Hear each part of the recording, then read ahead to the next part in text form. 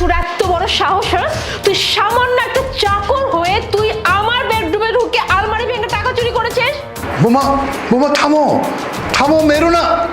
Madam madam আপনি একটু শান্ত হন, আমি আপনার বুঝাই।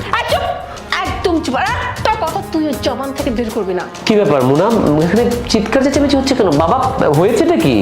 চিৎকার চেঁচামেচি করবো না? সৈকত তুমি জানো কি হয়েছে? হ্যাঁ, এই যে তোমার এই কাজের ছেলে, যাকে তুমি এতটা আহ্লাদ দাও, যাকে তুমি এতটা পছন্দ করো, এই কাজের ছেলে আজকে আমার বেডরুমে গিয়ে আলমারি ভেঙে টাকা চুরি করেছে। কি? এই তুই এই বাড়িতে অনেক ছোট থেকে আছিস, আর তুই কিনা আলমারি ভেঙে টাকা চুরি করেছিস? এই তোর লজ্জা করে না? বাবারে তোর বলে থামতে কও। কেন থামবো বাবা? এই যে তোমার আশকারায় না চাকরগুলো মাথায় ওঠে, চাকরদের সাথে এমন ব্যবহার করো যাতে মনে হয় সেই তোমার সন্তান। ছোট সাহেব একটা কথা বলবি না সৈকত, তুমি জাস্ট একটা কথা ভাবো, ও আজকে আলমারি ভেঙে টাকা চুরি করেছে। আমার আলমারিতে এরকম লাখ লাখ টাকা পড়ে থাকে, কত দামি দামি গয়না পড়ে থাকে, কালকে দেখা যাবে এরকম গয়না পাতি সবকিছু নিয়ে বাসা থেকে বেরিয়ে হয়ে যাবে। ওকে তো আমি ছাড়বো না, ওকে আমি কিন্তু এর শাস্তি দিয়েই ছাড়বো। মারো তো, মারো, ওকে মারো। বোমা বোমা ওরে মারবে না বলছি। বোমা ওরে মারলে কিন্তু আমি তোমার গায়ে। বড় সাহেব। কি বাবা, কি বললে তুমি? তুমি একটা কাজের ছেলের জন্য তুমি আমার সাথে এভাবে কথা বলতেছো? তুমি আমার গায়ে হাত তুলতে চাইছো?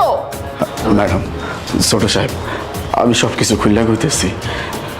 বড় সাহেব হঠাৎ করে অসুস্থ হয়ে পড়ছিল, বুকে অনেক ব্যথা উঠছিল, বড় সাহেব কাতরাইতেছিল, আমার ভালো লাগতেছিল না। আপনারা তো বাড়িতে কেউ নাই, তারা তো হাসপাতাল নিয়ে যাইতে হবে, আমার কাছেও তো টাকা পয়সা ছিল না, কি করুম কিচ্ছু বুঝতে না পেরা আমি বড় সাহেবের সামনে আপনাকে আলমারিটা ভাঙছি। ব্যাংকে আমি মাত্র 5,000 টাকা নিয়েছি, কোনো চিন্তা করবেন না, এই 5,000 টাকা কালকে ব্যাংক খোলা মাত্র আমি টাকাটা ফেরত দিয়ে দেবো। কি বললি তুই? হ্যাঁ, তুই টাকা ফেরত দিয়ে দিবি তাই না? হ্যাঁ, তোর এত জ্বর হয়ে গেছে যে তুই একটা সামান্য চাকর হয়ে তুই আবার আমাকে টাকা ফেরত দিবি?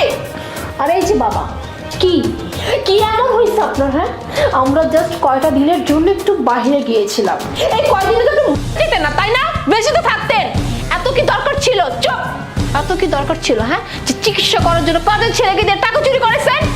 ম্যাডাম, ছোট সাহেব আপনারা এগুলো কি কইতাছেন? বড় সাহেবের বুকে ব্যথা উঠছিল, যে কোনো সময় যে কোনো কিছু হয়ে যাইতে পারতো, মানুষ তো অসুস্থ, মানুষ তো বয়স হয়ে গেছে, আপনারা এগুলো কি কইতাছেন? এখন আপনাকে টাকা কি বড় সাহেবের জানের থেকে বেশি বড় হয়ে গেছে? আর বাবা তোমাকেও বলি, বুকে ব্যথা উঠেছে, একটু কন্ট্রোল করতে পারোনি নিজেকে? একটু তো কন্ট্রোল করা উচিত ছিল। আশ্চর্য, আমিও মানে তোমাকে নিয়ে বয়স হয়েছে বাবা, এরকম ব্যথা একটু একটু থাকবেই এখন। দেখ বাবা, তোর জন্মদাতা পিতা মরে যাচ্ছিল, ওই সময় আমার বুকের ব্যথা উঠছিল, সে ওই মুহূর্তে যদি আমাকে হাসপাতালে না নিয়ে যেত আমি হয়তো যেতাম। বুঝতে পারছি আমার বয়স হয়ে গেছে, আমি অসুস্থ হয়ে গেছি, বেশ ভালো কথা। তুইও তো একটা চাকরি পেয়েছিস, টাকা পয়সা ইনকাম করছিস, ভালোই তো। তাহলে তাহলে আমরা এখন আলাদা হয়ে যাই। বাবা ঠিকই বলেছে, বাবার থেকে এখন আলাদা হয়ে যাওয়াটাই বেটার আমাদের। তাই বলে কি তোমার বাবাকে এক্ষুনি বলে দাও তার কাপড় চোপড় গুছিয়ে যেন এই বাড়ি থেকে সসম্মানে বের হয়ে যায়। না ঠিক আছে, উনি একটা সিদ্ধান্ত নিয়েছে আলাদা হবে হবে, কিন্তু এই বয়সে তুমি আলাদা হবে মানে কোথায় থাকবে? হ্যাঁ, সেটা একটা ব্যবস্থা হয়ে যাবে, সেটা আমার ব্যাপার। এই তাহলে বাবাকে বরঞ্চ আলাদাই করে দিই। ঠিক আছে বাবা, যেহেতু তুমি এত করে বলছো আর তুমি সিদ্ধান্ত নিয়েছো আমাদের সাথে থাকবেই না, তাহলে তুমি বাড়ি থেকে চলে যাও। কি বলবি? আমি কোথায় যাব? কোথায় যাবে মানে? সেটা তুমি জানো তুমি কোথায় যাবে। আরে কি বলছিস তুই? তোর মাথা খারাপ হয়েছে? এই বাড়ি ছেড়ে আমি যাব কেন? এই বাড়ি আমার। তোরা এই মুহূর্তে বাড়ি থেকে বেরিয়ে যাবি। অনেক পরিশ্রম করে তিল তিল করে এই বাড়ি আমি বানিয়েছি, শেষ বয়সে অসুস্থ শরীর নিয়ে আমি রাস্তায় গিয়ে মানুষের ধাক্কা খাবো? কি মনে করেছিস তুই? কি বলছো বাবা? আমরা বেরিয়ে যাব মানে?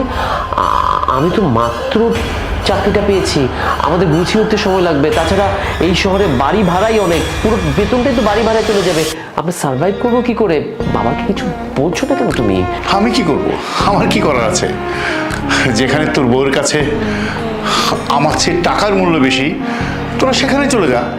তোর বউকে নিয়ে তোর বউ যেটা পছন্দ করে যেখানে থাকতে চায়, যেখানে ভালো থাকবে তুই সেখানে চলে যা। বড় সাহেব, আপনিও কি ছোট সাহেব আর ম্যাডামের লগে পাগল হয়ে গেছেন? হ্যাঁ কেন বাইর করে দিবেন? ছোট সাহেবের মাত্র একটা চাকরি হয়েছে, কয়টা টাকা বেতন পায়? এখন যদি আপনি বাড়িতে বাইর করে দেন, চাইবো কই, খাইবো কি, থাকবো কোথায়? আপনার কাছে আমি হাত জোর করে কইতাছি, হ্যাঁ আপনি বাইর করে দিয়েন না। সমস্যা তো আমি তো সমস্যা তৈরি করছি। আমি বাড়িতে চলে যাইতেছি, তাও আপনার সংসারটা আপনারা ভাঙ্গেন না।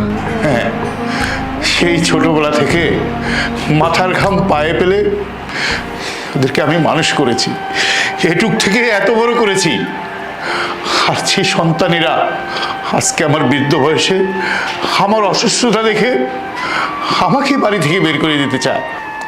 আশ্চর্য। দেখো, এই বাড়িতে যে ফার্নিচারগুলো থাকে সেগুলোকেও মানুষ একবার করে পরিষ্কার করে মোছে, কিন্তু আমি একজন বৃদ্ধ মানুষ, অসুস্থ মানুষ। আমি কি খাচ্ছি না না খাচ্ছি, খেলাম কি না খেলাম, নাকি উপোস করলাম, সেটা দেখবার সময় আমার সন্তানদের হলো না। আসলে আমাদের সমাজের নিয়মটাই উল্টো। যখন মা বাবা বুড়ো হয়ে যায়, বৃদ্ধ হয়ে যায়, অসুস্থ হয়ে যায়, তখন সন্তানদের কাছে তাদের কোনো দাম থাকে না। একটা কথা বলি তোদের, আজকের দিনে আমাদের দেশে এত বৃদ্ধাশ্রম কেন জানিস তোরা? এই তোদের মতো কুলাঙ্গার সন্তানদের জন্য। বাবা বাবা আমার বুঝতে ভুল হয়েছে, আমাদের বুঝতে ভুল হয়ে গেছে। বাবা তুমি আমাকে ক্ষমা করে দাও, আমাদের ক্ষমা করে দাও। না না না, বুঝার সময় হয়েছে তোদের, বুঝতেই হবে তোদেরকে। এক সময় এই বৃদ্ধাশ্রমের দরজা তোদের জন্য খোলা থাকবে। বাবা বাবা প্লিজ আমাদেরকে ক্ষমা করে দিন বাবা। আমরা আসলে বুঝতে পারিনি বাবা। আর আমি তোর কাছেও ক্ষমা চাইতেছি রে, আমি না বুঝে তোর উপর গায়ে হাত তুলছি। প্লিজ তুই আমাকে ক্ষমা করে দে, হাত জোর করে তোর কাছে মাফ চাচ্ছি। না না ম্যাডাম, আপনারা এখানে আমার কাছে ক্ষমা চাইতেছেন। বড় সাহেব, আপনার দুটা পায়ে পড়ি, হ্যাঁ গো আপনি বাড়িতে বাইর করে দিয়েন না। আপনারা তো মালিক মানুষ, 2-4টা চোর থাপ্পড় মারতেই পারেন, আমি কিছু মনে করি নাই। হ্যাঁ গো আপনি মাফ করে দেন। ছোট সাহেব, আপনি বড় সাহেবের কথা কিছু মনে করেন না। বড় সাহেব রাগের মাথায় কইতাছে। বড় সাহেব আপনার কাছে হাত জোর করে কইতাছি, বাইর করে দিয়েন না। তোর জন্য, শুধু তোর জন্য ওদেরকে আমি এই বাড়িতে আশ্রয় দিলাম, নতুবা ওদের জন্য আমার কাছে ক্ষমা অযোগ্য ছিল।